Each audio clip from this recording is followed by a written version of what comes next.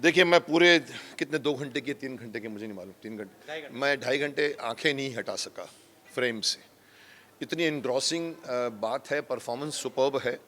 और मैं तारीफ़ करना चाहूँगा विवेक अग्निहोत्री का, जिसने 30 साल से पुराना 30 साल पुराना सत्य। तू इधर आ, एक में भैया, एक उधर, हाँ, एक उधर से तो मैं विवेक जी की तारीफ करना चाहूँगा, जिन्होंने 30 साल पुराना सच लोगों के सामने लाया।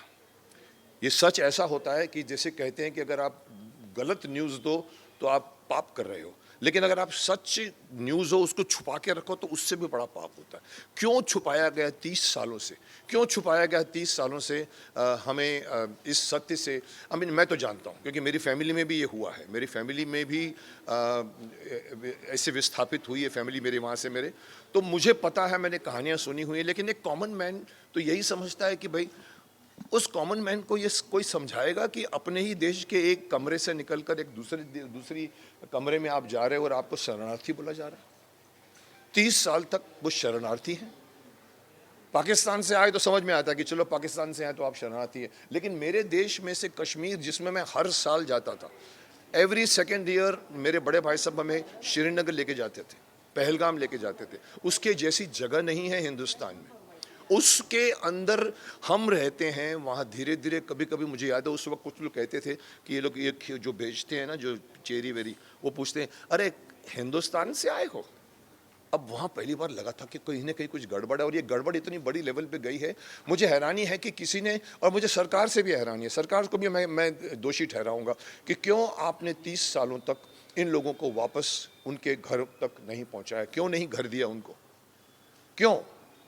और अगर मोदी जी ने भी कहा था अपने 2014 के इलेक्शन जब जीत कर आए थे, बोला मैं हिंदू पंडितों को स्थापित करूंगा। मैंने कहा था अगर ये कर जाएंगे ना तो ये सुपर हीरो बन जाएंगे, शक्तिमान बन जाएंगे, लेकिन नहीं हुआ। आपने भी रिव्यूज़ देखे होंगे, इवन कॉमन मैन के रिव्यूज़ भी ऐसे आ रहे हैं। आई थिंक ये प्रमोशन पूरी पब्लिक करे और पब्लिक देखे, और मैं समझता हूँ ये फिल्म बहुत बड़ा ब्लॉकबस्टर बने, क्योंकि ये एक मकसद, एक छूटा हुआ लक्ष्य जिसको सरकार भी भूल गई है।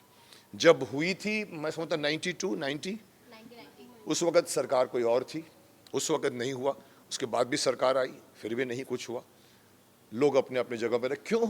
सो I hope that this film reaches to masses and it reaches to everybody. It is reaching globally. मैंने सुना इवन वर्ल्ड में भी लोग रिएक्ट कर रहे हैं, बिकॉज ये वर्ल्ड क्लास फिल्म बनी है।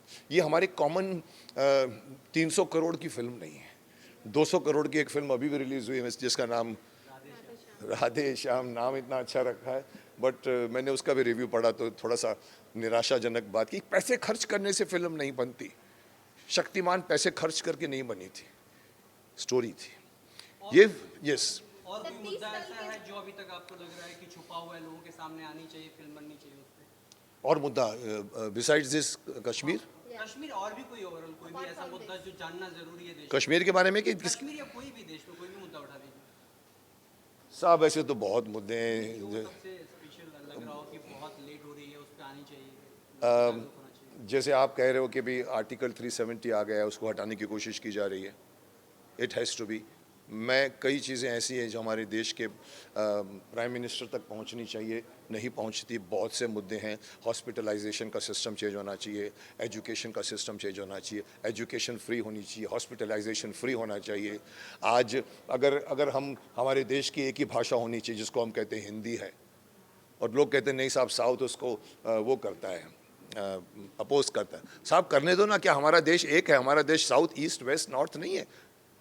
वल्लभ भाई पटेल एक सार्वभौमिक राष्ट्र बनाकर गए थे ना, एक राष्ट्र। उसमें अगर बीच में अगर उधर से ममता वहाँ से कुछ बोले, साउथ वाले कुछ बोले, केरला वाले कुछ बोले, और सरकार चुप रहे, नहीं साहब चुप कराइए, डंडे से चुप कराइए उनको। मैं ओपनली बोलता हूँ, देश में अभी एक ऑनेस्ट डंडा चाहिए।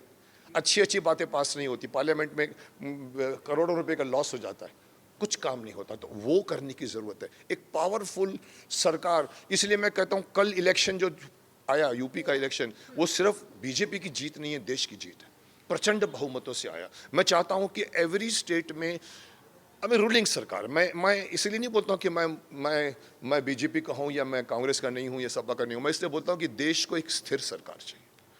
75% जब तक मेजोरिटी लेके वोट नहीं आएगी तब तक देश का कुछ नहीं होगा, यही होता रहेगा, वो उधर से वो खींचेगा, उधर से करेगा। सो आप पूछते क्या होना चाहिए, मैं समझता हूँ एक ऑनेस्ट डंडा होना चाहिए देश में जो असली बातों को ठीक करे। जी हिजाब को लेकर भी काफी कंट्रोवर्सी हो रही है अपने देश में, उस पर क्या कुछ बोलना चाहेंगे आप? सर देखिए, धार्मिक मामले इतने हैं कि भड़काने में टाइम नहीं लगता। ये पॉलिटिक्स और ये राजनीतिज्ञ हैं जिनका माफ़ करना एक ही धर्म है, कैसे जीता जाए। ऑपोजिशन चाहती है कि मैं टांग मार के जो शासन कर रहा है उसको गिरा दूं और फिर बैठ जाऊं। करोगे क्या आप? हमने भी आपकी हिस्ट्री देखी हुई है। सो आप जो अच्छे काम है उसकी प्रशंसा कीजिए, बुरे काम को आप बुरा ही करिए, लेकिन यहाँ 100% बातों को आप बुरा बोलोगे तो लगेगा कि आपके मन में खोट है। तो ये हिजाब का केस हो या कोई भी केस हो, ऐसा टू द मेन पॉइंट ठीक है, लेकिन जब ये पार्टी पकड़ती है, वो पार्टी पकड़ती है और फिर जब झगड़ा करती है ना, तो वो मसला साइड में रह जाता है और सीटें गिनने की बात में आ जाती है। ओके, अगर द कश्मीर फाइल्स की बात की जाए, परफॉर्मेंस वाइज किस तरह से आप बताना चाहेंगे? ये मिथुन दा हो गए, अनुपम खेर हो गए, दर्शन रावल हो गए, पल्लवी जोशी हो गई, किस तरह से आप बताना चाहेंगे? देखिए, अगर मैं परफॉर्मेंस करूं, सबने बहुत ग्रेट परफॉर्मेंस किया है। अनुपम जी तो डेफिनेटली ग्रेट ही किया है, लड़की ने भी ग्रेट किया है जिसका नाम पल्लवी जोशी है, वेरी फाइन एक्ट्रेस। नेगेटिव होते हुए भी उसने कोशिश की है उसको पॉजिटिव बनाने की अपने तरफ से, उसको बिलीफ बोलते हैं। जैसे चौधरी सारंग सबको गोली मारता था लेकिन वो अपने आप को बोलता था मैं पॉजिटिव हूँ।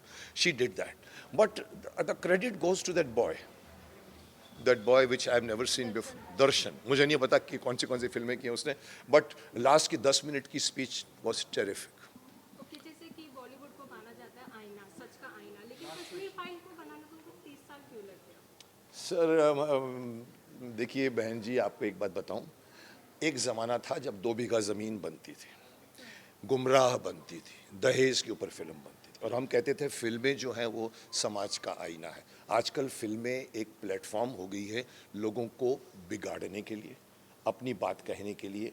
आप ऐसी ग्लैमराइज बातें करती हैं, यूथ बिगड़ रहा है। आज का जो सोशल मीडिया है उसने इतना बिगाड़ दिया। So there is nothing like कि फिल्म जो है वो समाज का आईना है। आज उल्टा हो गया, आज फिल्म बच्चों को सिखा रहा है। ऐसी ऐड बनती है जहाँ कहते हैं दूर दूर बैठो, नज़दीक नज़दीक मत बैठो, हमारा एक जुड़ा परिवार को तोड़ते। So there is something wrong going somewhere where you need to have censor on the advertisements also, censor on. मैं तो आपके सामने मुंह पे बोलता हूँ, आपके न्यूज़ चैनल्स को भी सेंसर करना चाहिए क्योंकि आप नेगेटिव न्यूज़ बहुत दिखाते हो। ओके, जैसे कि जिन्होंने कश्मीर फाइल मूवी देखी, जो कश्मीरी पंडित थे, वो अब काफी जो रो पड़े, तो आप कितना फील करते हैं इनके पेन को? मैं कश्मीरी नहीं हूँ, मैं हिंदुस्तानी हूँ और हिंदुस्तानी के हिसाब से मेरा दिल बहुत टच किया है। मेरे घर में एक मेरे भतीजे की वाइफ वहाँ से श्रीनगर से उनके परिवार को भागा है, तो मुझे रियलिटी मालूम है। आंसू आए नहीं बट अप्रिसिएशन मेरे को बहुत आया। एक चीज़ में तालियां बजी थी लास्ट में जो फिल्म की, उसमें मेरी भी एक ताली थी। So definitely film is Vivek Agnihotri has done and शिद्दत से फिल्म बनाई है। ये फिल्म इतनी आसानी से नहीं बनी है। ये फिल्म के एक शॉट्स आप देखिए, शूट करने को बहुत टाइम लगा होगा और ये एक ने उठाया है, तो मैं उसको कहूँगा विजयी भव। और ये फिल्म सब तक पहुंचनी चाहिए और ये कश्मीरियों को इज़्ज़त के साथ में श्रीनगर ला के जाना चाहिए। मिलिट्री के टैंक्स खड़े कर दो सामने और उनको प्रोटेक्शन दो। I hope this film is a start. Okay, welcome sir.